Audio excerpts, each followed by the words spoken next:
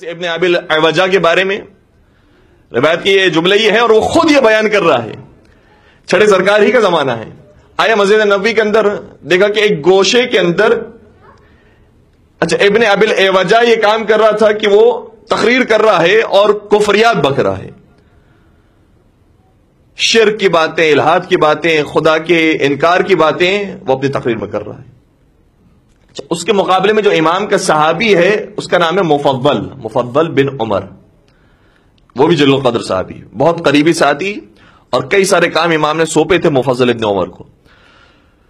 مفضل نے اگر دیکھا کہ ابن ابی العوجہ خدا کا انکار کر رہا ہے، مسجد رسول کے اندر بیٹھ کر تقریر کر رہا ہے، لوگ سن رہے ہیں، کھڑا ہو گیا اپنے مقام سے اور اسی طریقے سے جذبات میں آ کر اسے جواب دیا کہ تو کافر ہو گیا ہے، تو مشرک ہو گیا ہے، تو نے یہ کر دیا، تو نے وہ کر دیا، اتنا انکار کر دیا.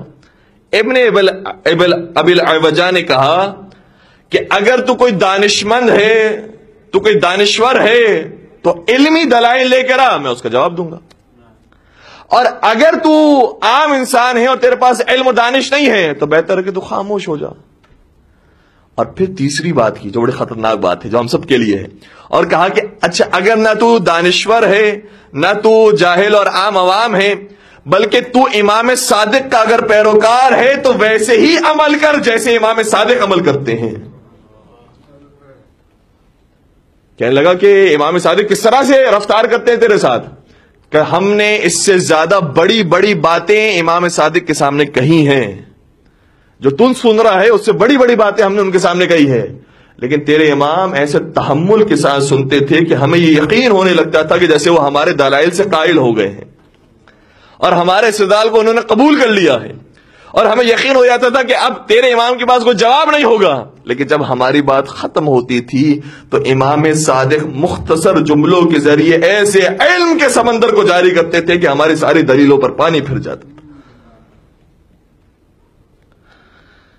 کہ اگر تو امام صادق کا پیروکار ہے کی پیروی کر جیسے وہ چلا کرتے تھے. تو ائمہ اطہار السلام نے الحمدللہ ہمیں طریقہ سکھایا ہے کہ بڑے تحمل کے ساتھ سامنے والی کی بات کو سن کر جواب دیا جائے. اور ضروری نہیں کہ یہ جواب ہمیشہ علمی جواب ہو. کبھی کبھار آپ کا انداز، کبھی کبھار آپ کی باڈی لینگویج، کبھی کبھار آپ کا کردار اسے اتنا متاثر کرتا ہے جتنا انسان کا علم بھی اسے متاثر نہیں کرتا. ایک درود پڑھ دیجیے گا محمد و آل محمد، صلی اللہ علیہ محمد و آل محمد.